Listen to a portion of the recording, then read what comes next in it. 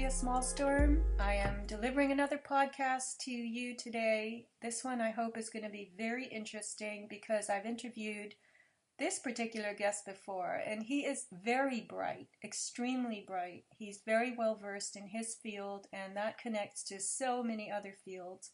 This is Mark Devlin from Britain that I'm bringing back, and I wanted to discuss with him the book that he had written, Musical Truth. I finally finished reading it. It is a very large, long book, but a very easy read.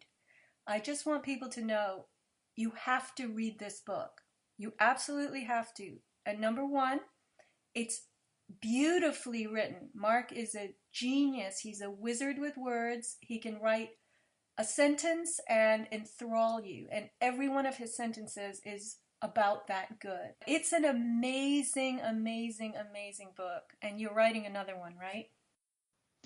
Yeah, well, I certainly appreciate those supportive comments about the first book. I'm right in the middle of writing the follow-up right now, so my head is all full of information that's going into the next volume. So in many ways, I've kind of put a lid on that book and moved on in my mind. But of course, the subjects are timeless and they're completely relevant whenever you look at them. So it's absolutely valid to be discussing them today. But yeah, I mean, there's a whole load of new information on the way that I couldn't get into the first book because this subject area is so vast that, I mean, even two books won't do it justice. You're only just scratching the surface with that. But yeah, I'm certainly moving on and fleshing out the whole subject area with even more information. So the second book is due out in the early part of next year. Will you concentrate on hip hop as much in that book? I'm going to be doing another chapter on hip hop because it really bothers me the degree to which that genre has been degraded and debased. And it's quite clear that the social engineers, the controllers, have really done a number on hip hop. And they've really used that whole culture and that whole way of life as a method of mass mind control and steering culture and values in a certain direction. And yeah, it does bother me because I used to be a big fan of hip hop, and these days I'm embarrassed to say that I am, because you mention that music to people and their mind goes to the likes of Lil Wayne and Drake and Rick Ross and Future and Big Sean and all these other tragic jokers and clowns that are now representing that music. And it's nothing like what it used to be. And there's all sorts of stuff going on with that genre. It's being used to push transhumanism in a big way. And it's just being used to debase morals, as so many of these aspects of social engineering are. This is where I want to segue into the topic of this discussion, because your book does concentrate a lot on this hip-hop genre, and I knew almost nothing about that, so it was very informative. I got to travel with you through the course of the book, and you talk about many other things as well. Now, yes, it must be true, as you say, that hip-hop is one of the genres most heavily hijacked by this malevolent agenda. But what you just said, Mark, was of interest to me. I want to talk about this satanic agenda in today's discussion. And I've marked certain things in the book that touch on it that I feel are very insightful and off the usual track of what people talk about when they mention Satanism. Now, what you said just now about amorality, debasing the morality of the culture, I had posted on my blog, and I will put a link to it, an interview between a Christian pastor, I believe his name is Bob Larson, and Nicholas Schreck and Zena LaVey, who are of the Church of Satan. They're pretty high up in it, and Zena is the daughter of Anton LaVey. This interview was done in 1989, and this interview is absolutely fascinating. And they make mincemeat out of the Christian pastor. Their responses are so steeled and so lucid and rational that it makes you shake in your shoes, literally. Now, what I want to say about this is Satanism, they explain, is about not following any moral code. They are amoral. They say it in so many words.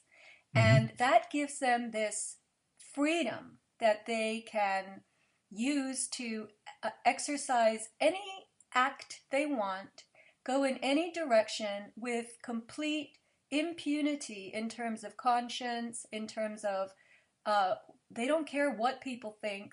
And the point is to advance the goals of Satanism. And I found this nugget quite interesting. So it centers on amorality. It's not about, the crux of it isn't about worshiping some creature with, cloven hooves and horns and a tail and a trident. So it's about practicing and bringing about and indulging in and dealing in and creating amorality and defining the whole society that way. So what that suggested to me was that's the corporate world. The corporate world is a dead, legal fiction set of constructs that have no human beating heart or blood running through their veins. It's a fiction. It's amoral. It doesn't adhere to any of our principles, our flesh and bloodness. And that's why corporations can get away with anything they want. So in this view of things, corporations are satanic, and the amoral agenda is part of Satanism, and the amoral agenda that we're seeing everywhere is it's the name of the game today. Yeah, absolutely. Well, Satanism is service to self. That's what it's all about, as opposed to service to creation.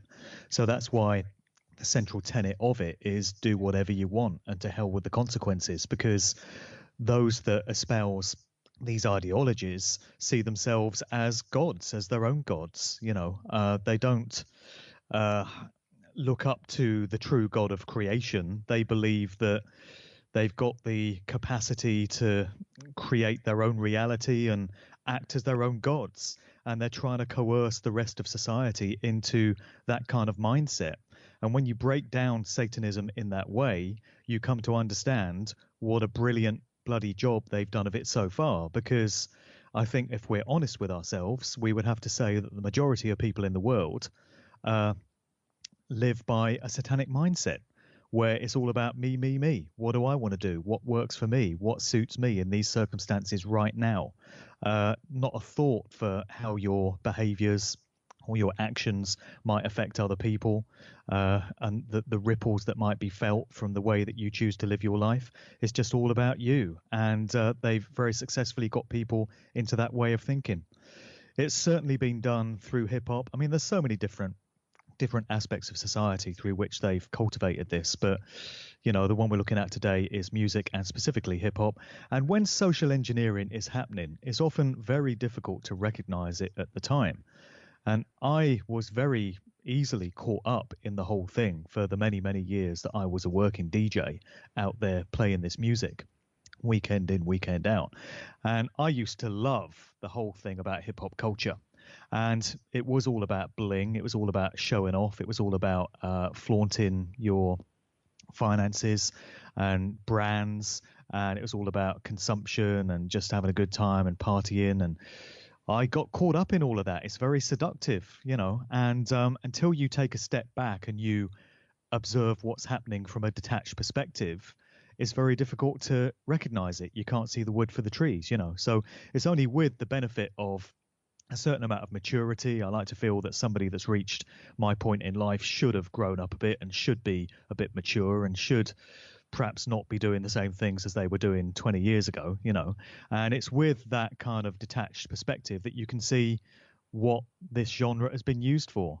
And really, you listen to mainstream hip hop from the last 20 plus years, and I'm not joking when the only subjects that you'll hear talked about in the records that get played in clubs and that you see on regular video rotation on the TV and that you hear on the radio are just talking about partying, drinking champagne, girls with fat asses up in the club, gold rims on your Jeep and rocking gold chains, how much drugs you've sold in the hood. Literally, these are the only subjects that you hear talked about. And it's definitely an agenda. There's nothing meaningful. There's no conscious messages that's going into this music. I mean, the music is still being made, but it's not the sort of stuff that you hear on radio stations and such. You only hear mainstream artists sticking to corporate agendas, and it's satanic ideologies, as we said. And they've done a very successful job in hip hop of getting large numbers of people to go along with it, young people. And when you're young and when you're living the life and when you're carefree and when you haven't yet taken on the responsibilities of family life and some of the responsibilities that come with the advancement of age, uh, it's very easy to fall into that trap. And anyone trying to tell you that this music is amoral and that it's trying to debase values and it's leading you down a certain path, you are likely to see that person as something of a prude or a religious fundamentalist or just a boring old bastard, and you don't want to listen to what they've got to say. And that's another very successful way that they've been able to cultivate this whole thing, because it wasn't until a few years ago that I was able to take that mature kind of moral stance myself. And I tell you what, being a parent definitely puts things into perspective as well. When you've got young kids, suddenly you start looking at this music and some of the stuff that's going into videos and the stuff that's going in lyrics, and you ask yourself how attractive it is for you as a parent to think of your daughter at 16 or 17 years of age reciting these kind of lyrics and being into the kind of behavior that's portrayed through this music. And that really does put things into perspective. So it is an area that I've looked at in quite some detail, and it's not one that you often hear discussed. So you hear people talking about rock music, maybe heavy rock, they look at punk, they look at pop music generally, Miley Cyrus and Britney Spears and stuff like that. But you don't hear many people really taking a fine microscope to hip hop. And that's something that I'm happy to do because I think I can offer some perspectives that others may have missed. Okay, so Mark, I want to get into this thing that you called on page 216 of your book, Revelation of the Method.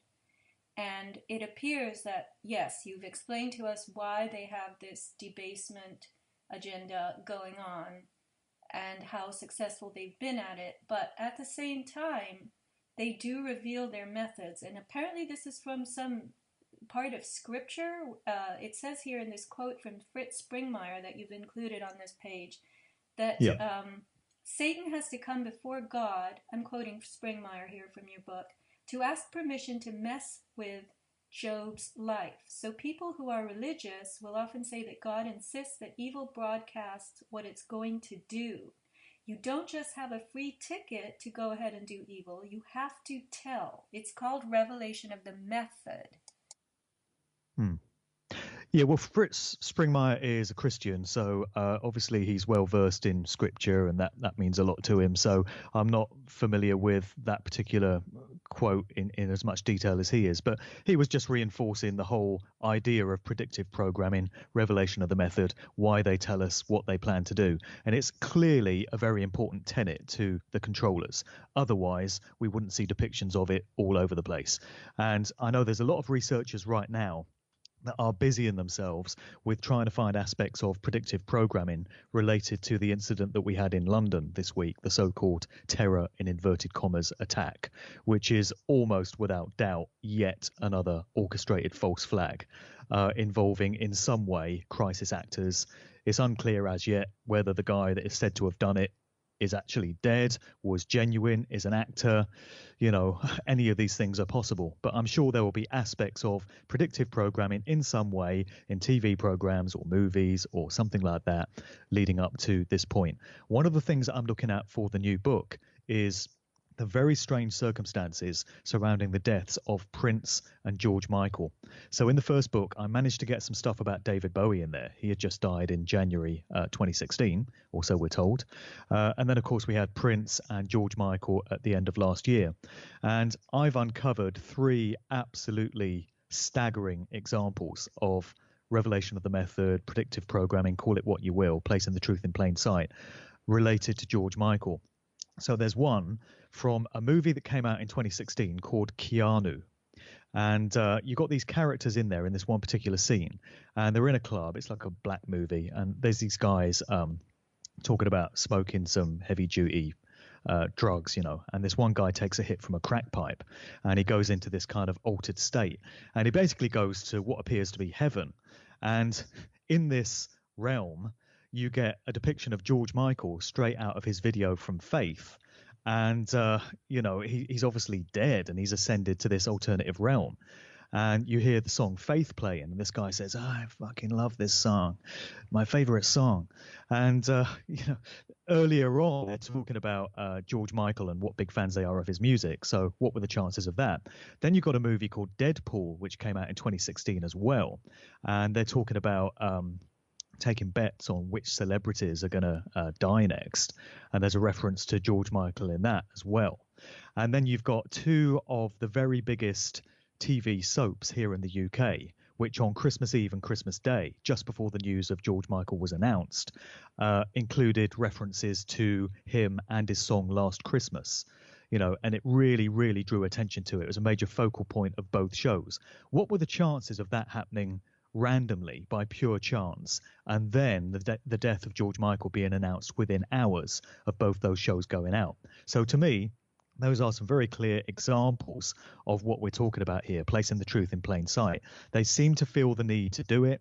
As I've mentioned in the book, my take on it is that they're giving those of us with the eyes to see and the mind to understand an opportunity to see what it is they plan to do. It's part of their sick, twisted ideologies, their mindset. And when we don't voice any kind of objection to it, and we don't state to them that we're not consenting to this kind of situation, they take that as a green light to go right ahead and do it. I know a lot of people have a problem with this concept, getting their head around it, and they say that they just can't see that that would be the case. I would invite these people then, in that case, to explain why it is that we see all these different depictions of predictive programming in place that relate to all these real world events which come to pass, because I'd love to hear an alternative explanation as to why it is that all these things end up in movies and pop videos and TV shows and stuff. So that's the explanation that does make sense to me. It ties in with what I've come to understand about this satanic mindset that these occult practitioners espouse. It's very, very important to them. And, it dictates their actions. And I would say that we need to start paying attention to it and start understanding this aspect of what makes them tick, so that we can stand a better chance of combating it and, heading this agenda off. Mark, I'm going to read from page 253. There you quote Irish researcher Thomas Sheridan. This is from a radio interview with John Gibbons in July 2014. And the quote from your book is, telling us is part of the magic. We have to consent. That's why they blow the whistle on what they do through all kinds of books and movies and so on. And they'll often show us a hint of things before they do them. This is how their sorcery, their black Hexen paganism works. You have to be told. This is why Dracula always knocked on the door and asked to be let in. The devil has to be invited in. Then you forfeited your right to say, I was taken by surprise. No, you brought it in. This is why we all have to learn what they're doing to us. We have to learn wordplay. We have to learn neuro-linguistic programming, because the only thing that's keeping them in power is our acquiescence to their pathological drive. And the best weapon we have against them is our refusal. Well, that's Thomas Sheridan just voicing the same idea, just putting a different slant on it. And there's many researchers that do talk about this. Mark Passio's got into it.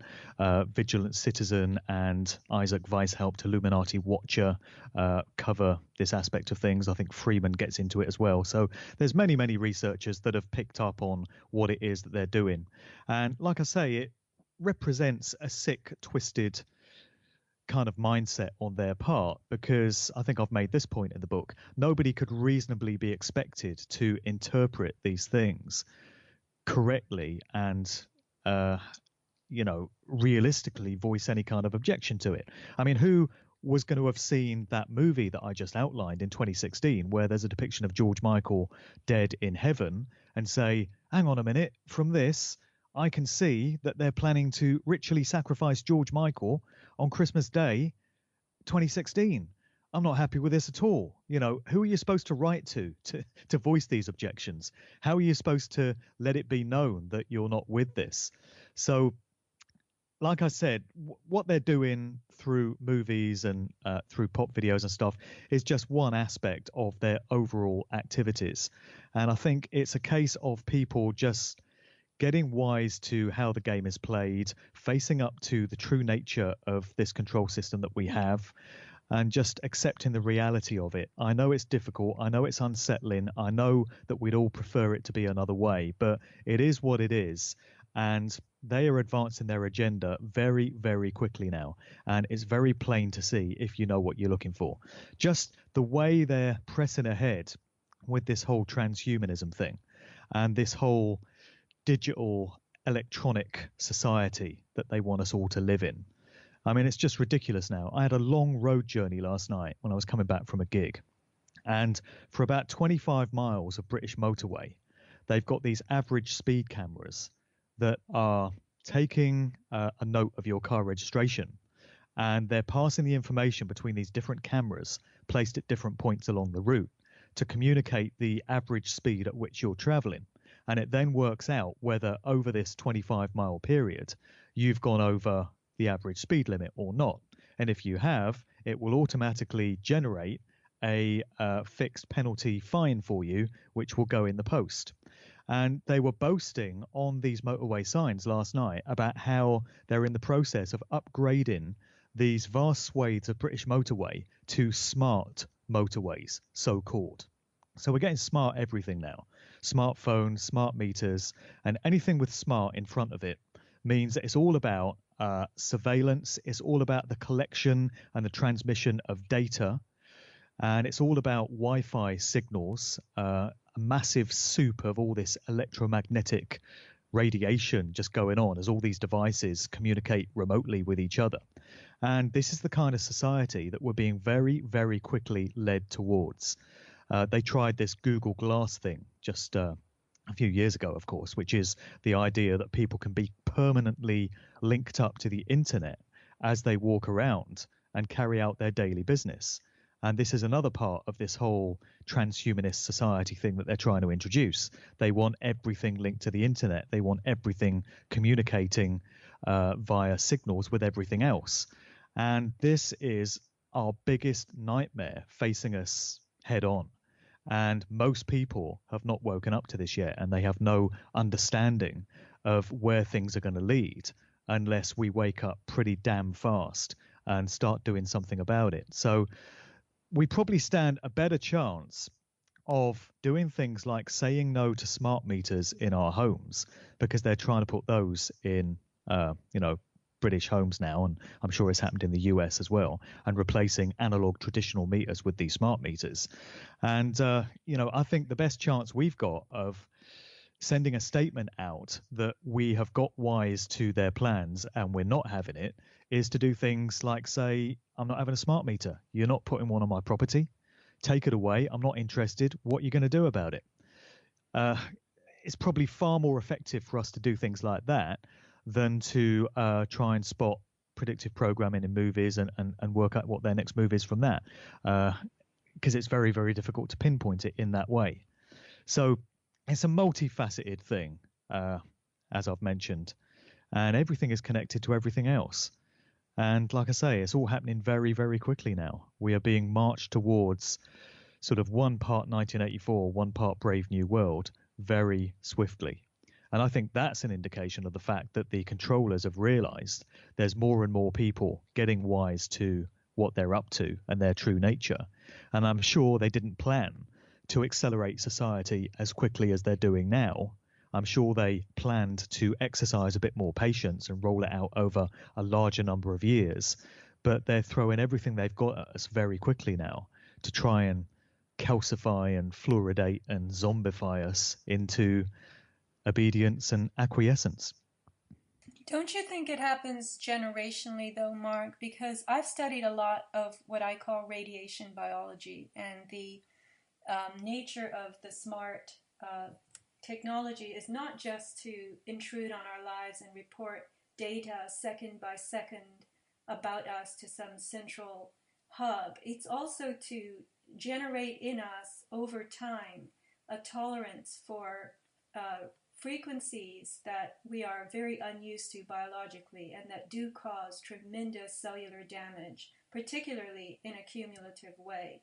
So I have asserted my refusal. Remember, I discussed just when I read that quote that our strongest power is our refusal. By Yeah. not participating in these technologies to the extent that I can refuse them. So I do not use my cell phone. It sits in my car. It's for emergency purposes only. I have no Wi-Fi at home. I have no smart meter. I had to quickly get that removed because it caused me months of insomnia when it was on. I didn't know at the time how bad they were for your health. And so after many months of tossing and turning at night, and then we got our opt-out in San Diego County, I did sign up for it. I had my smart meter removed. And of course they pay. They make you pay. So what I want to mention is you can't just refuse the smart meter. It's going to be the case in Britain too. They do it without your knowledge. They'll send some, some contract worker that they've hired to put it on. And then once it's on, they will tell you that they're going to deny you service, deny you power. You won't have electricity. You won't have hot water if you get to be too much of a pain in the butt. So you have to actually get your community an opt-out. We have an opt-out legally set up in San Diego County, whereas the customer, you can say, I choose not to have this meter. So anyway, these are ways that people can work together to get these refusals in place. But in your own personal life, everyone I know who bemoans the advance of this smart culture, seriously, almost everyone, I should say, is participating in it. Left, right, and center. They've all got Samsung Galaxies, iPhones. They're returning emails from their phone. They've got Wi-Fi at home. They've got wireless television. I mean, it's why? If you are saying no, then you have to decline all of this stuff too, right? Well, absolutely. These agendas only succeed because people cooperate with them. And like you said, the solution to the smart meter problem would be large numbers of people coming together as a group, as a community, and saying, none of us are having this. You don't have our consent, and we're not allowing you to install these things. Imagine the impact if millions of people were saying that, not just one or two here and there that could be picked off easily. And people are going along with the agenda, as you say, and people that know better as well. I called my phone company, my mobile phone company this week, because I've got a very outdated, knackered old Nokia handset that is a few years old now, and it's got a cracked screen. And I've been quite happy with its functionality because I don't need to run my life off my phone. But I just looked into whether I could get a new handset with my mobile phone company this week. And so I called them up and they said, oh, well, we only do smartphones now. And I said, so there's no provision for somebody that doesn't want a smartphone? No, sorry, sir, that's the way the industry is going now. So you don't even have the choice anymore. So I made the decision not to upgrade my handset. I'll carry on using this knackered, battered old Nokia with a cracked screen for as long as it works, because it sends and receives calls and sends and receives texts, and that's all I need to do with it. I don't have sat nav in my car. And people laugh at me because I use maps. I get old school map books out and I like finding my way by looking at a map and working out where I am and using my spatial ability and my sense of direction to work out where I need to go. But most people now just let the car do it for them. And the car also decides how heavily it's raining and what setting to put the windscreen wipers on. I'd rather make that decision for myself.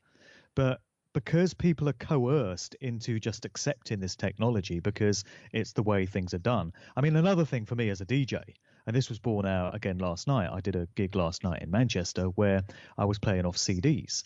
And I'm sure many other DJs have had a chuckle at me and the way I work as a DJ over the years, because 99.9% of other DJs all play off laptops. That's the way that whole profession has been steered. And I've chosen not to. I just don't want to. I don't like working off a computer. I would rather do it the old school way. And I don't care what people call me. I don't care if they call me a Luddite or an old fashioned fool or whatever. Couldn't care less. That's just me making my own individual statement, which is I'll decide what kind of equipment I use and I'll decide if I want to upgrade to something smart. And I think more people need to do that rather than just being led by what everyone else is doing. And if more people were to exercise individual discernment like that, then they'd have a much harder job rolling out these agendas and getting them accepted as easily as they do.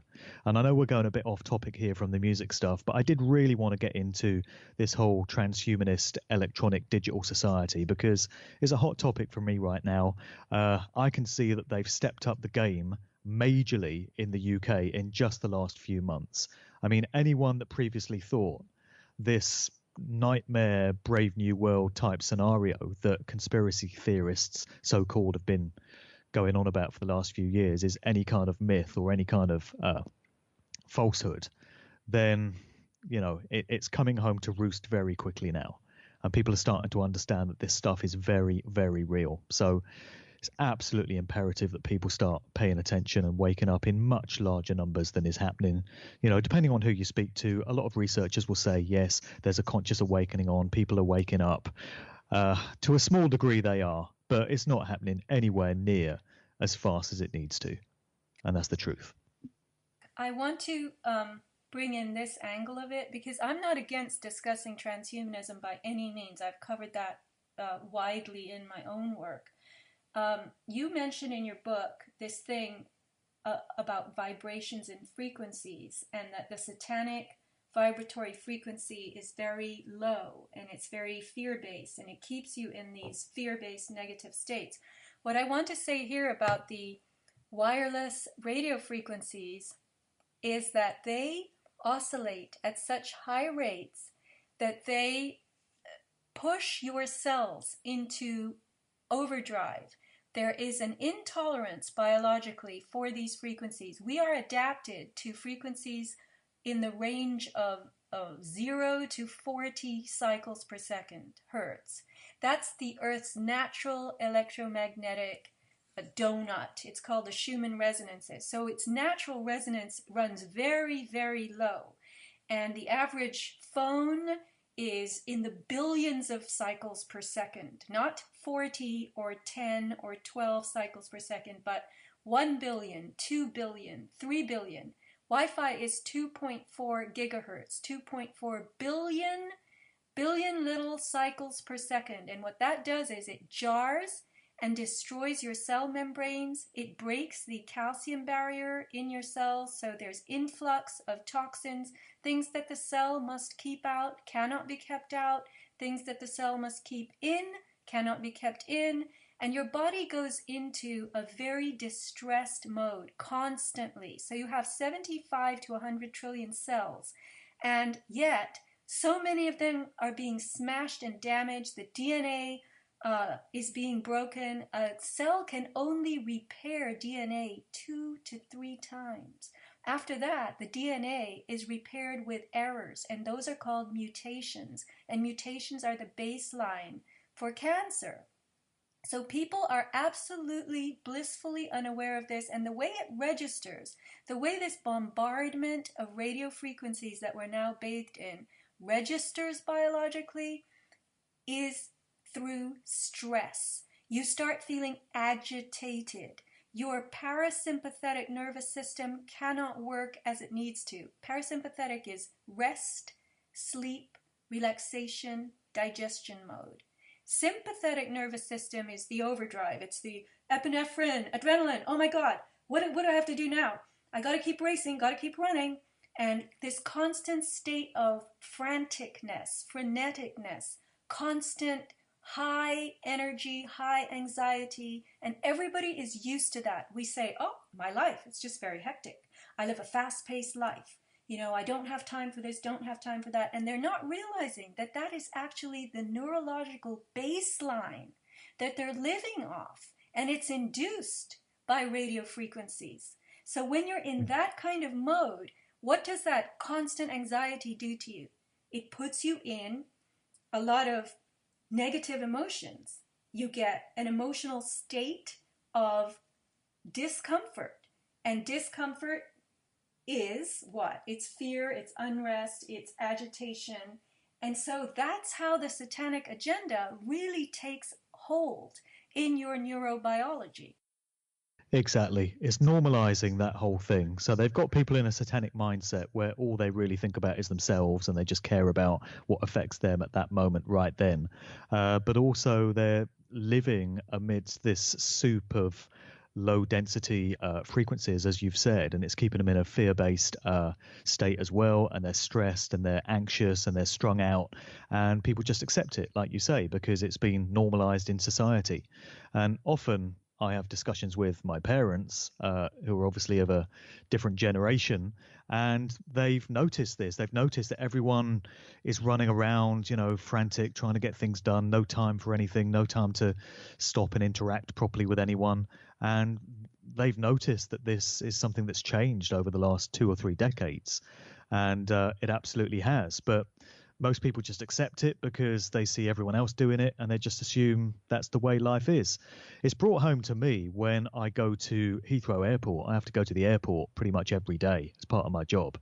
And you think about the amount of mobile phone signals that are bouncing around an airport of all places. I mean, first of all, you've got signals from air traffic control to the aircraft, and you've got radio signals from airport staff communicating with each other.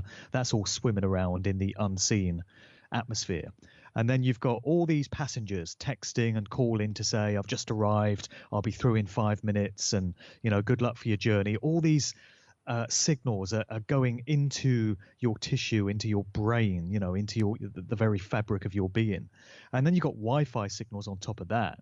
And there's Wi-Fi signals everywhere. You can just have your laptop with you as you're driving and stop in some random street, open up the laptop, and there's like 8 Wi-Fi networks just floating around the average street.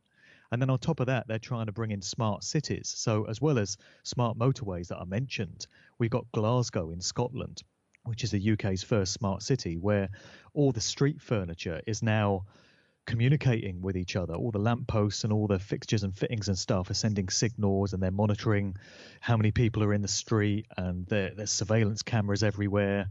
They're monitoring traffic levels, and I'm sure they're planning to roll that out to many other cities as well. Glasgow will just be the testing ground for that. So if things are bad now, how much worse are they going to get in years to come if things go on unchecked? So it really does fall on people to get vigilant pretty bloody quickly for the sake of our children's futures, because this is the world that our kids are going to have to live in. And, if it's bad enough now, what's it going to be like in 20 or 30 years?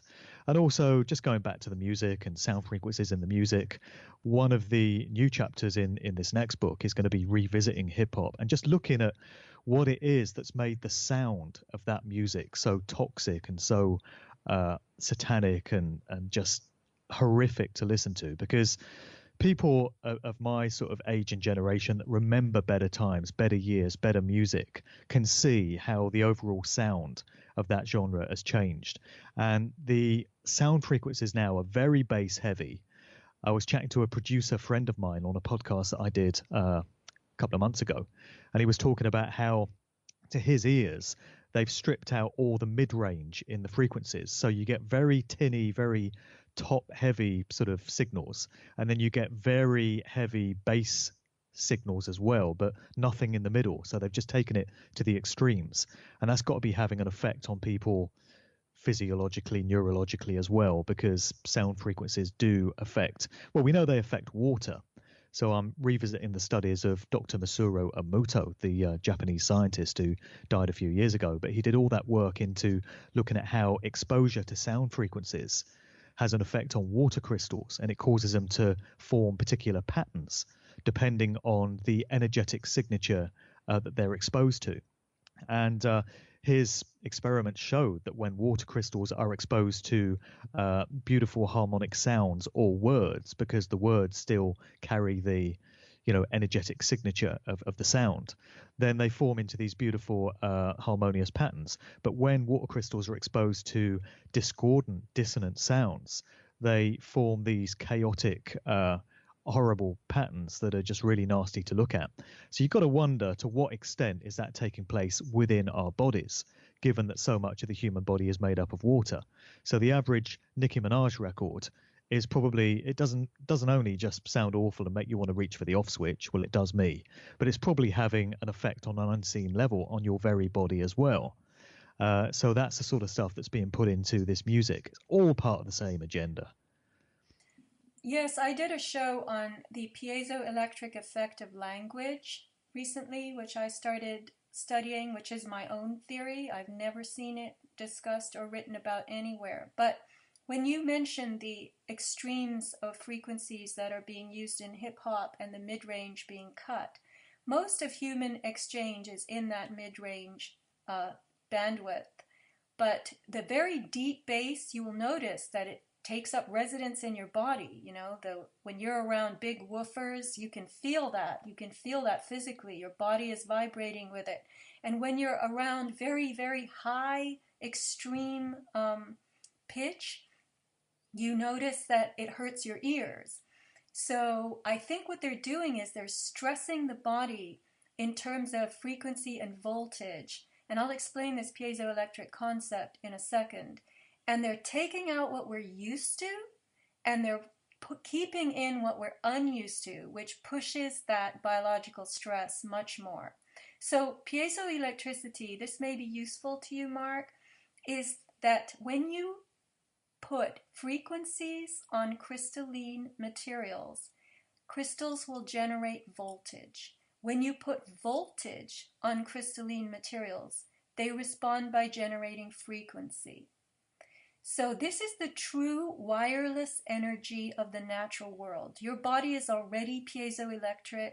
The structured water in your cells, the cytoplasm of your cell, is not made of just water. It's made of electrically structured water. And water has the ability to structure itself in this crystalline way, which is what Emoto's work is all about.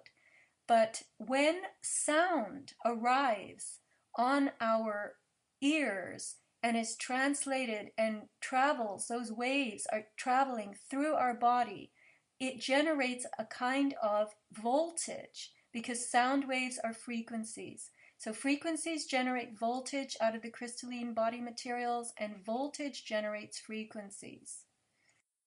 Yeah. There's a couple of people that I've interviewed for the upcoming book that have been speculating on what might be getting done to music before it gets delivered to the general public, given that everything now is put out in the form of MP3s or WAVs, it's digital files. So whereas you used to have analog formats like vinyl and cassette tapes and things like that, now everything goes through a digital conversion process before it goes out to the consumer. So what the consumer is actually listening to is not really music at all, but it's like a digital interpretation of the sounds. And these two people that I've interviewed are just speculating on what kind of things could be getting embedded into the sound frequencies that are imperceptible to the human ear, and you wouldn't know it's there, but they could still be having an energetic effect on the listener, particularly given that so much music now, particularly in the dance music field, electronic dance music, goes out via Beatport. That's the means by which music is delivered to DJs, certainly, and a lot of consumers.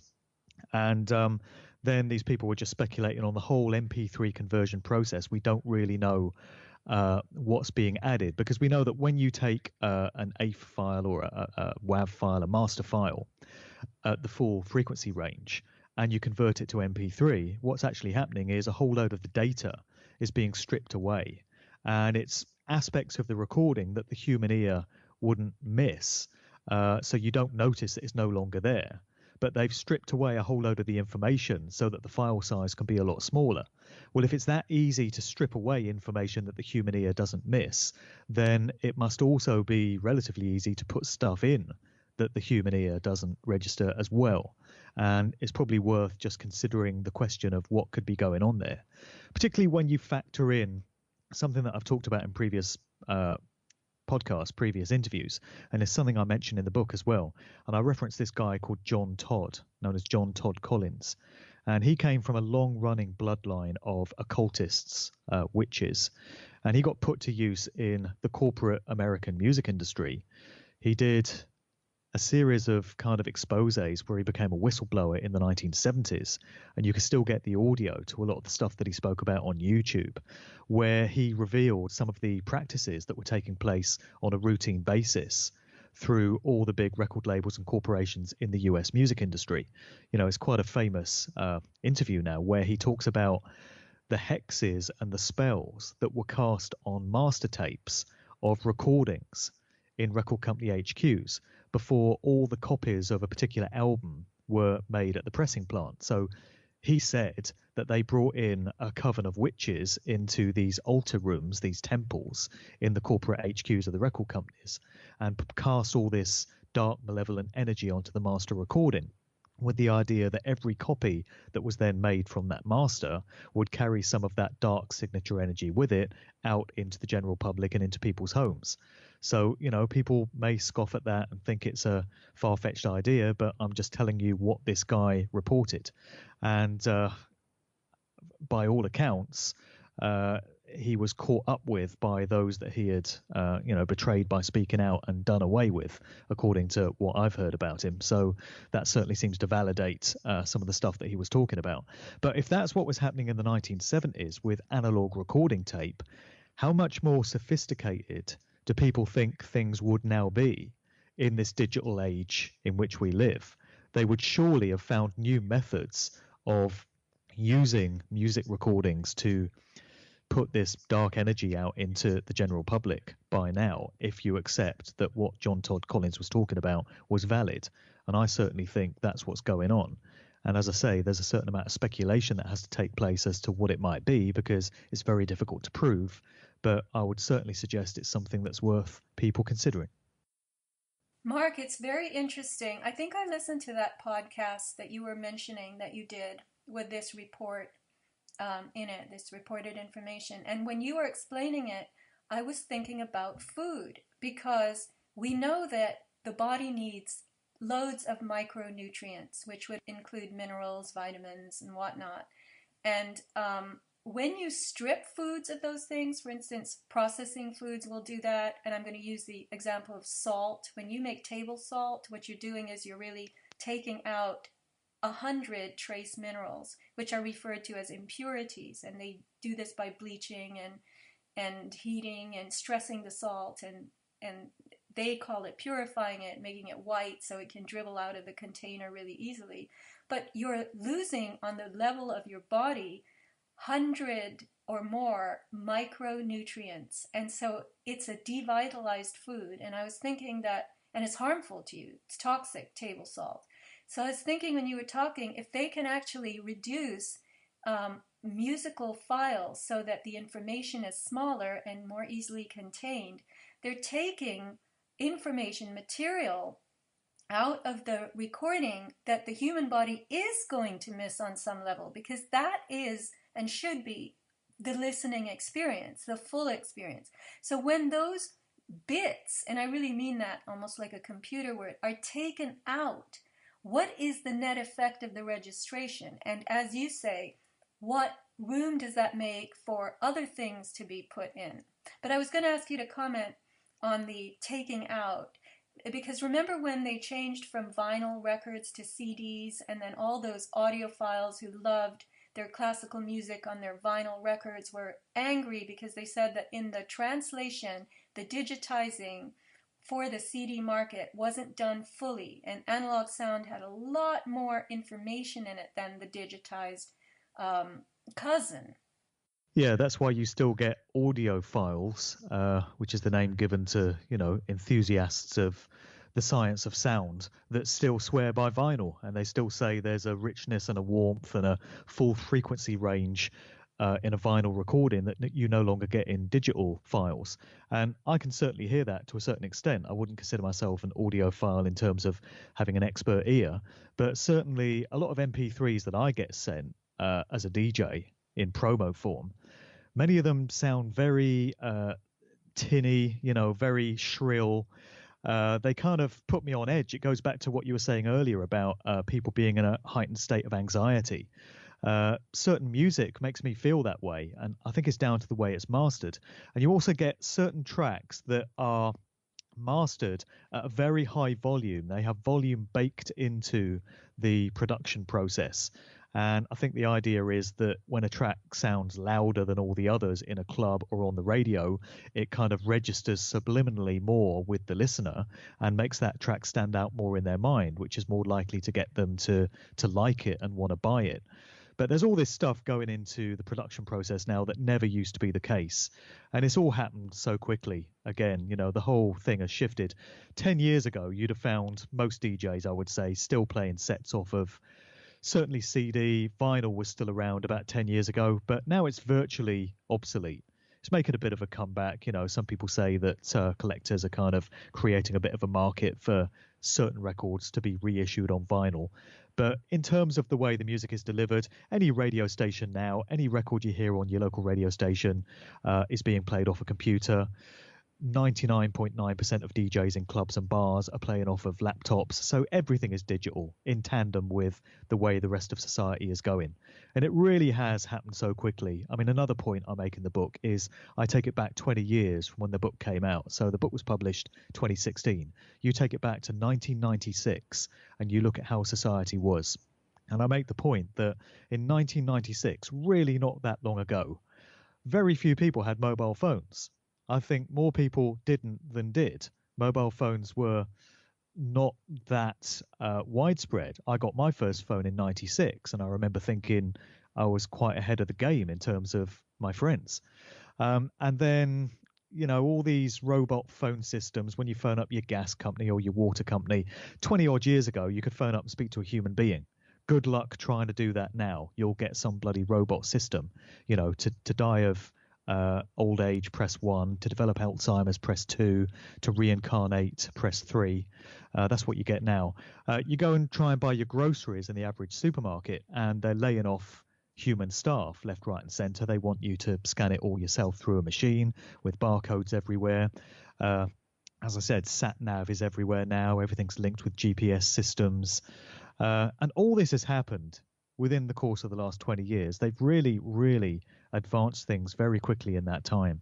And as we were saying earlier, people have just gone with it because they think that if a fad and a trend and a movement comes along, then they've just got to be a part of it, because nobody wants to be a Luddite, do they? Nobody wants to be left out. Nobody wants to be different. And so they've been very successful with getting it all into place. I had mentioned earlier in our discussion that this is generational. So what I meant by that was that you and I, as the parent generation, I'm not a parent per se, but anyway, we are raising our eyebrows at all this and we don't like it. We're shaking our heads. But the children that grow up today, I see them. I've said this on dozens of shows now, it seems. They sit in their cars and they rock out to this horrible music with this horrible dissonance going on, and this to them is music. And I was going to read from page 483 of your book, an expression of pure insanity, when you really get down to the grassroots of it, is the very people that this system exists to enslave and exploit. These people line up in hordes, waving plastic flags, queuing for hours to catch a glimpse of the figurehead, like the queen, of a system that's enslaving them and their families. And so I loosely read from the book. But yeah, the people, I guess it's through the success of media and thought entrainment, you could call it, the people are embracing, by literally waving flags and cheering, this whole mechanism that is destroying them. Yeah, they really are. It's Aldous Huxley's Brave New World, written in 1932, where he spoke of a society that has been so brainwashed and so dumbed down and so fluoridated that they actually celebrate their own slavery. They revel in it. There's no hint at rebellion. They just love the fact that they're ignorant, suppressed slaves. And is that not a reflection of the society that we now live in? And a lot of it is down to young people, I have to say, because they're the ones that are always in the crosshairs of the social engineers. They want people in their teens, 20s, early 30s because they're the ones you can get with fads and trends. If you make something cool so everyone's doing it, most young people want to be part of that cool crowd, so they'll just go along with it. It's not until you advance in years a bit that you become a bit cynical and world weary, and you've seen a thing or two and you've been fooled a couple of times, and you can now see how the game is played. When you're young, you're naive and you're very malleable. And I was myself, which is why I didn't spot any of this stuff. I was in the midst of it all. I was being socially engineered myself by the music that I was listening to and the kind of lifestyle that I was into. And you couldn't have told me at the time. If you tried to get through to me when I was 25, I wouldn't have been having it. It's only now that I can see it, and I can see it so clearly. It just makes me want to scream it from the rooftops and evangelize about what's taking place. But in all honesty, I just don't know how you are going to get through to young people. I think the only people that young people are going to listen to is other people of their own age. I don't think they're going to listen to somebody of their parents' generation for the reasons that I went into earlier. They're just going to think you're a boring old fart or you're preaching to them or whatever. I think it's got to be young people themselves coming to terms with what's going on and communicating it to their peers, to their own age group. It's going to be a very difficult process. And the way I see things going and the way that society is rapidly changing towards the agenda that has long been in the sights of these occult practitioners, these controllers, it's not looking good. I'm just being honest. I wish I could say I saw it some other way, but I've just got to call it as I see it. And right now, it's not looking good, and it doesn't bode well for the future. And my words there should not be interpreted as we should just give up because it's hopeless, it's futile. Absolutely not. That's not what I'm saying. I'm saying that those of us that have figured out what's going on in this reality and have taken the responsibility upon ourselves to do whatever we can with our skills and our resources and our time here have to keep on doing it. It doesn't matter how futile it might seem. It doesn't matter as if it looks as if nothing's going to change in our lifetimes. It probably isn't. But you can't stop doing what you know you have to do when you've taken that responsibility to truth. So I'm just saying that from where I'm sitting right now, the way that the agenda is being so willingly embraced by so many without a thought towards what's really going on, i.e. their own spiritual, mental, physical enslavement, it's just not looking very pretty. Just being honest.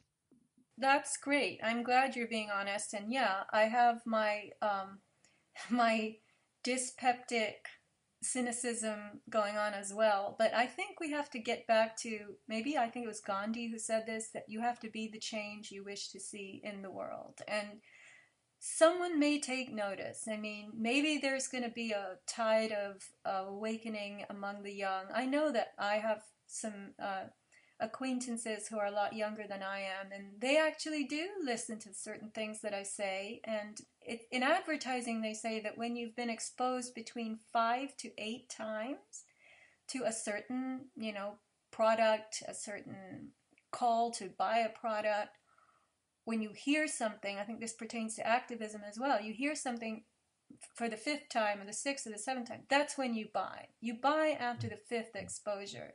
So again, we have to continue, as you say, we have to be the change. We have to look at our own lives through a magnifying glass and say, wait a minute, if I don't like where this is going, then I need to stop in my tracks and I need to make some other choices myself so as not to be part of where this is going. And also it's down to perspectives. So if you spend all your time on Facebook and your circle of Facebook friends is largely made up of truth seekers, as mine are, you're exchanging messages back and forth, and you're looking at what people are posting, and you're following particular threads, and you can fall into the trap of thinking, yeah, most people now can see what's going on. They can see through the deception. They're getting wise to all the tricks that are being foisted on us. This is good. The social engineers, the controllers are not going to succeed very much longer because people are just getting wise to their tired old tricks. But that's just the perspective of sitting on Facebook and communicating with people of a like mind to yourself. It's when you get out into the real world, everyday life, that you can gauge a realistic perspective on what the majority of the population are thinking and the way they see things. And that was really brought home to me this week with this so-called terror attack that we had in Westminster, London. I mean, immediately all my truth-seeking, critically minded friends were saying this bears all the hallmarks of a false flag attack, and they're going into all the anomalies and all the discrepancies and things like the CCTV cameras just happen to not be working, and they're questioning how it was that a guy can get a good run up into a group of people in a car in congested London where you can usually move no more than 2 car lengths in front of you. So all these things, people are immediately scrutinizing it. And like I say, if you stay in that kind of insular bubble, you can think, yeah, people aren't falling for this bullshit anymore. But you get out there into a supermarket queue, or you go and pick your kids up from school and you listen to what the mums are saying, or you just go to fill up your car with fuel and you hear what people are talking about in the filling station. And then you realize that the majority of people are still completely brainwashed and completely mind controlled by whatever the mainstream media and government ministers tell them. So this week you had people saying, oh, wasn't it terrible? Why don't they leave us alone? These Muslims, why do they hate us so much? And they've got no conception of the fact that all these things are made to happen. All these things are contrived, and they're just falling for the official narrative. And when you hear that, you realize what a long way we've still got to go in getting through to the minds and the souls of so many of these people. And just going back to what we were saying about it's going to take young people to get through to other young people because they're the only ones they're going to listen to. I just want to take the opportunity to express my absolute respect for people in their 20s and 30s that can see what's going on and that are able to think for themselves and that are speaking out against all these methods of enslavement and control that have been used against us. The fact that people are able to see it at that age and the fact that they're willing to stand up and be counted and they're not allowing themselves to be swayed by peer pressure and fear of what other people might think. They get my absolute respect for that because I realize how difficult it is to do at that age. And I think people of that age group can have a tremendous amount of impact in affecting change, in getting through to other young people, So there's a few of them out there, and they are a big hope for all of us, I would say. I do agree, and thank you for bringing that up, Mark. And I want to add before we close here that, what we were discussing before about the bad guys letting us know, getting our metaphysical permission by giving us warning, and then the idea of them all crowding around a master in the recording studio and casting spells and whatnot on it and imbuing it with negative energy. Well, we have to remember that if they can do that, so can we. And we're going to do it a different way. You and I are having a discussion, and we too contain intention that has power. So we intended to have this discussion. We're having it now. There are people going to be listening to it. They can imbue their intention into the act of listening. And that intention, that intentionality that each of us possesses can be sent out there just the way they send their wicked stuff off their masters. Why can't we send our intention of, ascended, elevated hopes and dreams out there as well? And all we have to do is acknowledge that we have that intention and give it just even a moment's thought as we listen, as we talk, as we meet each other, as we write emails, and put that intention out there the way they do theirs. Exactly. We need to learn to do that. And I often end many of my public talks by showing a slide which details some of the wording from Aleister Crowley's Book of Magic, where he says magic with a K is the art and science of causing change in conformity with will.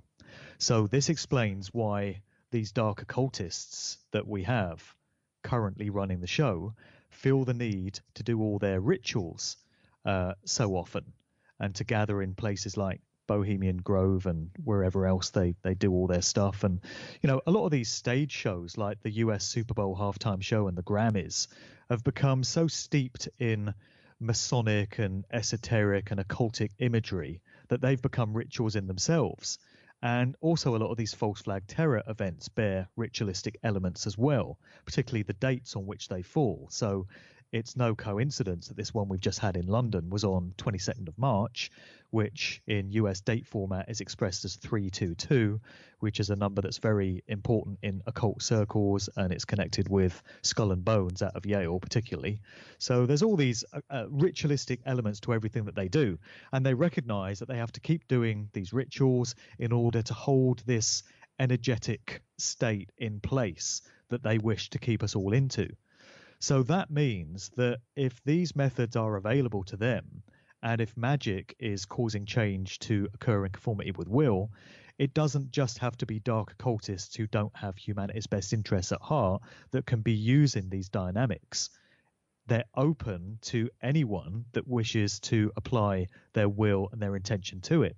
So if enough of us would only come to understand how these dynamics in creation work and resolve to bring positive, well-meaning, benevolent thought and intent to the situation, then we could have something which overwrites the occultist's dark version of this current reality 1,000 times over, because there's enough of us to be able to do that. It wouldn't even take a majority of the population to do that. It would just take a quantum amount, a critical mass, So that dynamic is available to the rest of us just as much as it is to them at any time that we want it.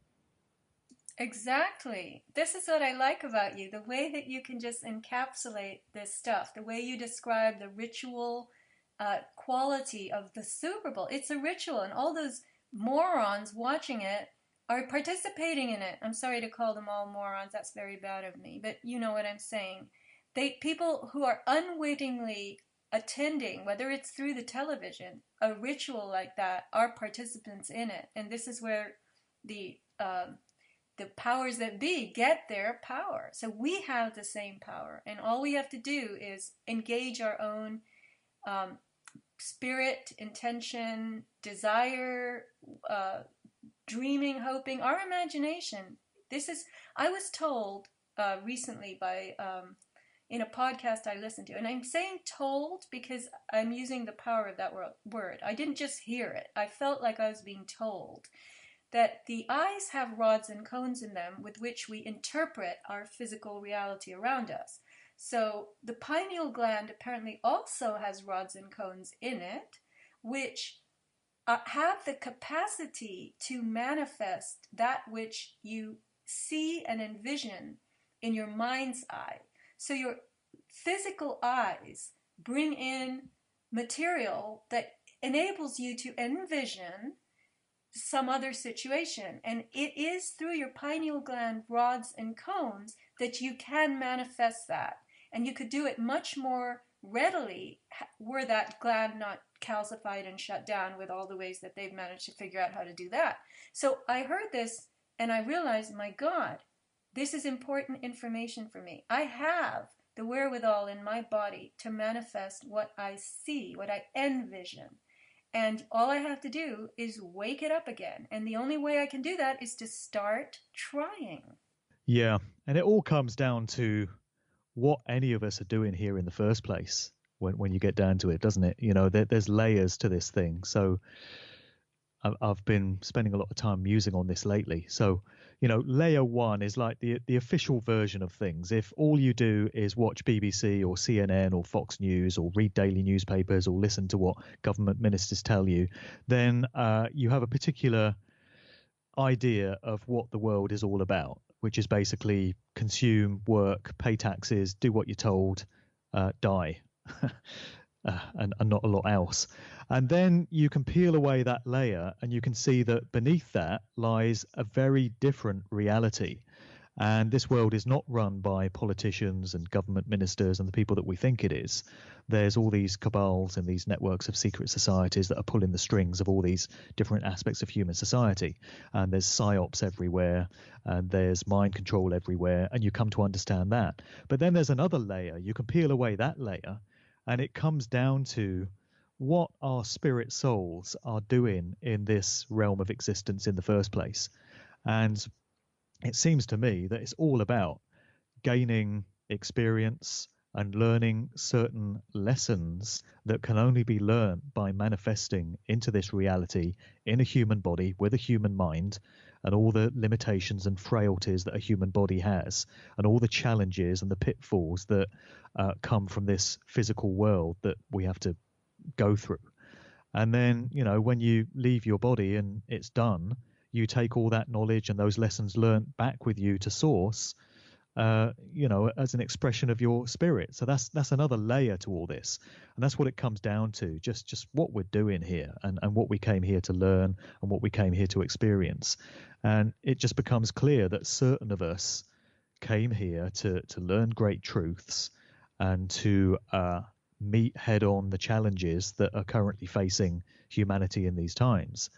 And then it's pretty clear that others came here to live a life of ignorance and to live a fluoridated, calcified life where they are mind controlled and they are brainwashed, and that's their experience here. And then for whatever reason, they take that experience and those lessons learned back with them when they go back to source, and maybe they come back and have to have another go at it. But yeah, it's all down to layers. And another thing that I've realized it's all down to is consent.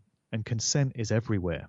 And this ties back to what we were saying about predictive programming, revelation of the method. That's their way of giving us an opportunity to know what they're doing. And when we don't object to it, they take that as our consent. So you get consent everywhere. And there's ways out of things. This, again, ties into something we were talking about earlier. So smart meters, they're trying to put smart meters everywhere. But as things currently stand, you have the opportunity to say no. And particularly if large numbers of people come together and say, we're not having it. No, take it away. And you've got these radiation body scanners in airports now with the TSA, which are very harmful to human health. But you still have the opportunity to opt out and say you'll take a pat down and get groped by a TSA agent instead. But nevertheless, it's like a way out. So if you go through the radiation machine, you've consented to it because you had another opportunity, which is to not consent. So there's always the opportunity to not consent. And I think that any of us are here in this reality because our spirit souls, our higher selves, in a heightened state of consciousness, consented to come here. So we're here because we wanted to be here and we wanted this experience. So that's a kind of cosmic, all-encompassing expression of consent. And that's something that I've been giving quite a lot of thought to in recent times. Very interesting. I've read that we battled each other to come here, that there's only so much room here, and we actually elbowed other souls out of the way to get here, which is a little bit shocking, right? But anyway, Mark, I want to thank you for your insights, your brilliance, your amazing, really amazing work. And I can't wait to read this next book. And I really mean that. You're a great writer, very, very thoughtful, very wide-ranging. And I do hope people get your first book, Musical Truth. And then what is the title of this second book, please? Well, I had a lapse of imagination, so I'm calling it Musical Truth Volume 2. I appreciate the supportive comments about Volume 1, and it's been a good chat today, and I like the fact that when we get together and we talk, we don't just focus on music. We tend to go to all kinds of other areas as well, and I really like that because I do a lot of interviews and people say, tell us about this aspect of the music industry, tell us about the Beatles, and I'm happy to talk about all that, but I do like to get into other subject areas as well. So this has been another great one. So Musical Truth 2, I'm furiously writing away at it this year. It's a lot of work, but I'm aiming to get it out by February next year. So I want it out in the early part of 2018, and then I'll spend the rest of the year promoting it. So subjects covered, I'm going into the acid house scene coming out of the UK, because it's 30 years since that movement first took place, 1987, just coming up on the 30th anniversary. And the acid house rave party scene in the UK paved the way for the massive worldwide phenomenon of electronic dance music, which is now absolutely everywhere. And it doesn't take a great deal of insight when you look at all the key players in the electronic dance music scene and all the symbology that they show in their logos and their stage shows, and the very naming of many of these big festivals and events, and all the sort of imagery that goes on there, that is an absolute Illuminati sigil fest, you know. So that whole genre has absolutely been co-opted and is being used for mind control. And again, we get into the question of what's happening on an energetic sound frequency level, given that electronic dance music is digitally produced and digitally distributed. So I'm really going into what the agenda may well have been with that whole thing, and how the acid house scene in 1987 in the UK was used to pave the way for what we now have. So then I'm going into the punk and new wave genres, and I'm picking up largely on the work of Dave McGowan in his Laurel Canyon book, where he uncovered the family links between so many of those musicians in the 60s counterculture scene with the worlds of military intelligence. And when you get into punk and new wave, which came slightly later, I've picked up on research done by a guy called Nino210, who has done a few podcasts himself, and he's provided me with a whole load of background digging that he's done into the prominent musicians from that scene. And it's not just military intelligence. You have family links going into US presidents, Harvard and Yale, Skull and Bones. There's links to serial killers. There's links to the Kennedy assassination. I mean, every conceivable aspect of the establishment is represented through family links to major musicians on those scenes. Absolutely fascinating. And I'm also doing an updated chapter on hip hop, as I mentioned, and the subversion of that particular genre. I'm going into heavy metal and heavy rock. I'm doing some stuff on the science of sound, cymatics, sound frequencies, all of that. I'm doing some bits on George Michael and Prince, some of the strange circumstances surrounding them. There's updates on the Paul McCartney story. So, yeah, it's a lot. It's a lot. But that will all be out in the early part of next year. Musical Truth 2. Can't wait to finish it. Well, Mark, that's great. I'm glad to know all those things and very excited to read it. And listen, I know other people are going to love reading this stuff too. If I like reading something, it's phenomenal because I'm very picky. So you have a real gift. You have a natural talent for telling people this information in a beautifully creative way. Fluidity with language. It's just a pleasure to read your chapters. And I was daunted by the size of your first book. I think it's almost 600 pages. And then I began to hope that it would just last forever, be thousands of pages. So you're doing that, giving us another big chunk of your writing soon. So thank you. All right. Well, I will welcome you back another time, maybe as I hear more of your own podcasts and pick up on things that you're getting into. But very many thanks for this show, and hope you have a great spring since it's here. Thanks for getting me back on. And we've spoken about you guesting on my podcast, Good Vibrations. We've got to make that happen. I don't know what you're going to talk about. Maybe we should just have a free flow conversation and not have an agenda and just see where it takes us. That would be great, Mark. I would be very happy to do that. Let's make that happen soon. Bye-bye. Hi, this is Sophia, here to tell you a little more about my newsletter. Several years ago, I was encouraged to write a personal newsletter, not an email compilation of other people's posts. For a while I shrank from the idea, but I finally gave it a shot. I was a little nervous. What would I say over 6 single-spaced pages, and who would even care to read it? But fools go where angels fear to tread, and I plunged ahead with monthly issues, and lo and behold, it actually grew legs, and people seemed to like it.